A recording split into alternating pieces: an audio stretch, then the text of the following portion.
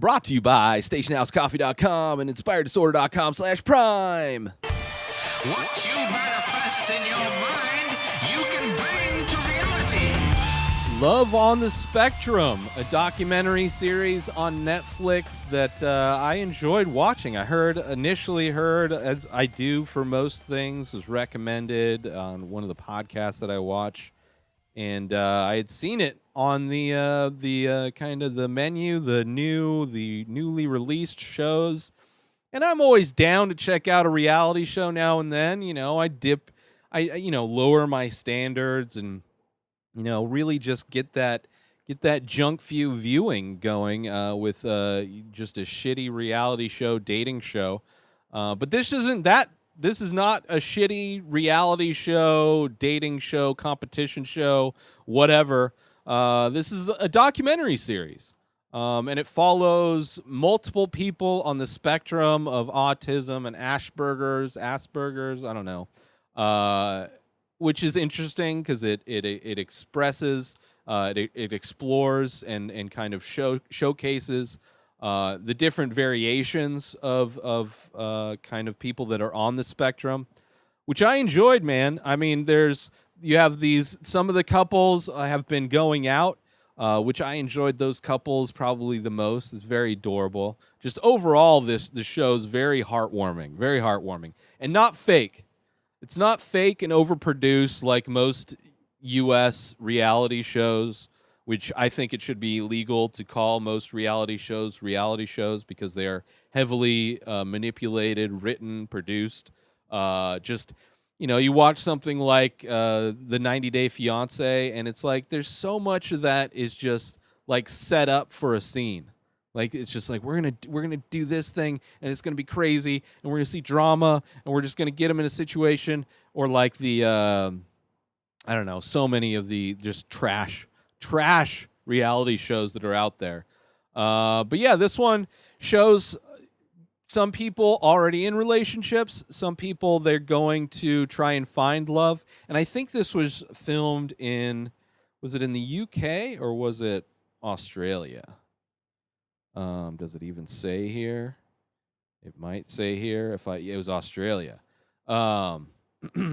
Which I enjoy. I enjoy just one, it seems like they have a lot more, which I don't know if it's true, but it seems like they have a lot more kind of social services to help people that are on the spectrum, specifically people who are on the spectrum who are, you know, they're getting into their 20s and they want to have a emotional relationship with somebody. They want to have a boyfriend, a girlfriend, a significant other. They want to get married. They want to live normal lives, like everybody, quote unquote, normal lives. They want to, you know, find somebody that they can share their life with, which is a universal kind of a emotion and feeling that everybody, unless you're dead inside like me, could understand.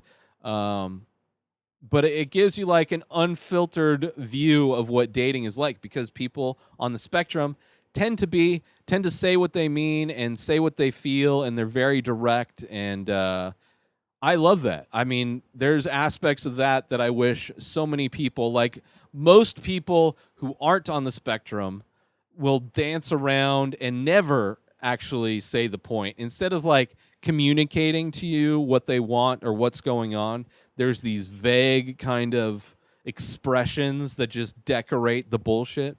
So it's refreshing to hear people just honestly kind of being in situations. Like there was one date this couple was on, and a lot of they're getting set up with other people that are also on the spectrum,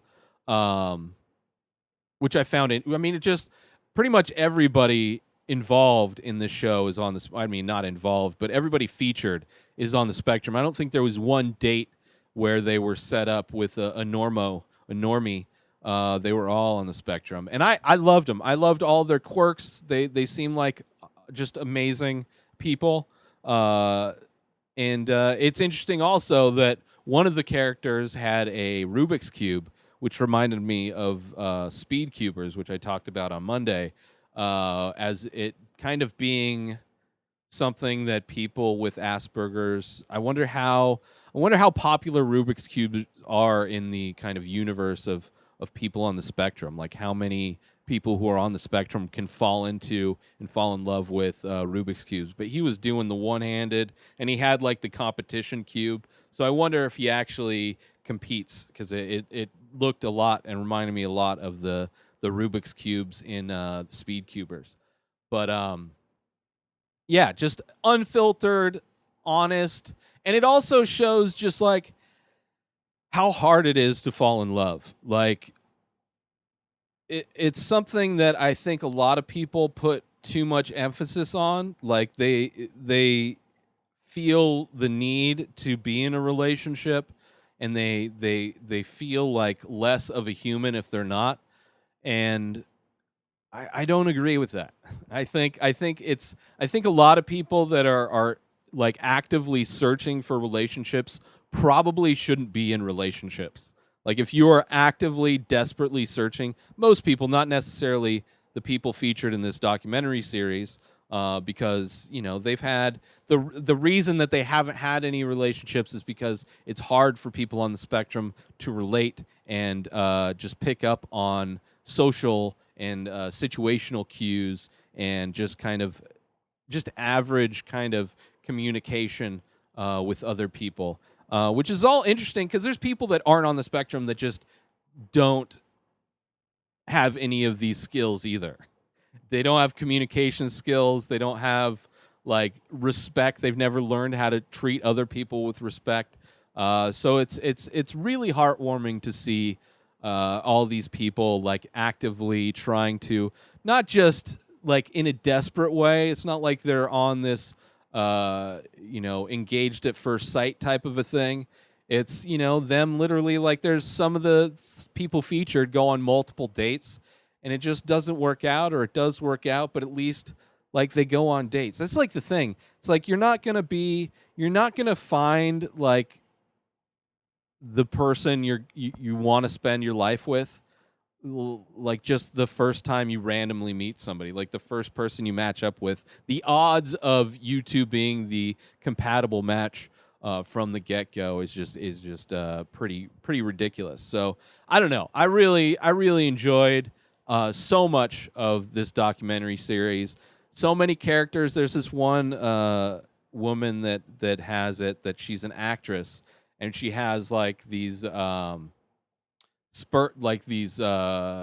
don't know what you call them, like twitches, spurts, where she dances and just has like this overwhelming buildup of energy, and she has to dance. And I love that. Like her energy I'd date her for sure. I would 100% date her. She actually reminded me of an ex-girlfriend of mine. And it's kind of weird, but I really enjoyed it. Like it because it reminded me of somebody that I used to love. It's kind of interesting to see a similar kind of energy in a different person. But yeah, just so many interesting and fun characters. Yeah, I really enjoy it. It's on Netflix if you're looking for it. I think it's a 5-part series. I'm sorry. It's really well done, though. Really well done. I really enjoyed all the different people involved. I really enjoyed the way in which the series was shot.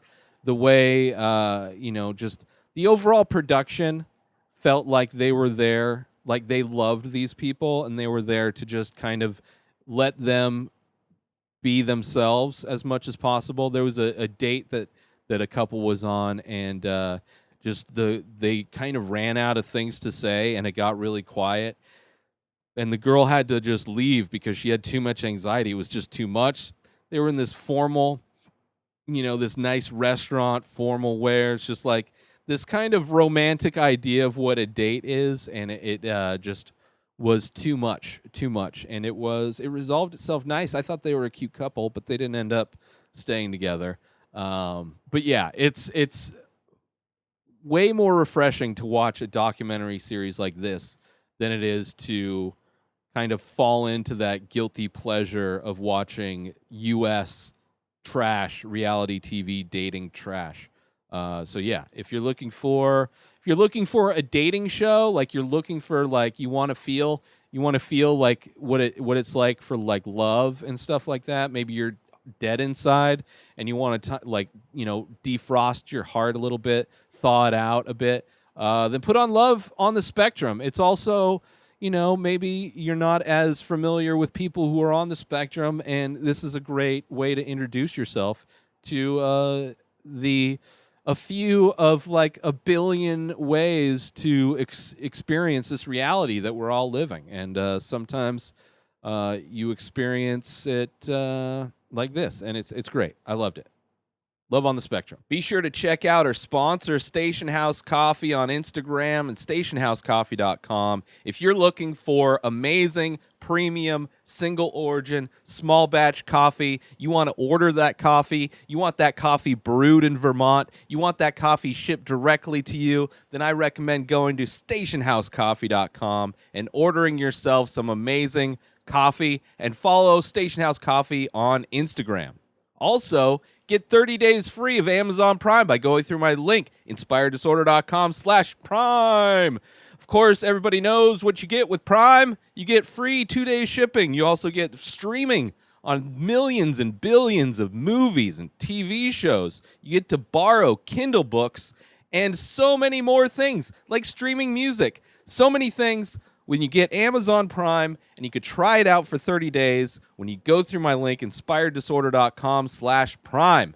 Go through my link and sign up now, inspireddisorder.com/Prime. New episodes of The Ray Taylor Show come out every single day. Subscribe on IGTV, YouTube, and everywhere else podcasts are found. Binge the full week ad-free over at patreon.com/inspireddisorder. Buy Ray Taylor Show merch over at inspireddisorder.com, and follow Ray Taylor Show on Instagram. Have a wonderful day, everybody. Peace. Oh!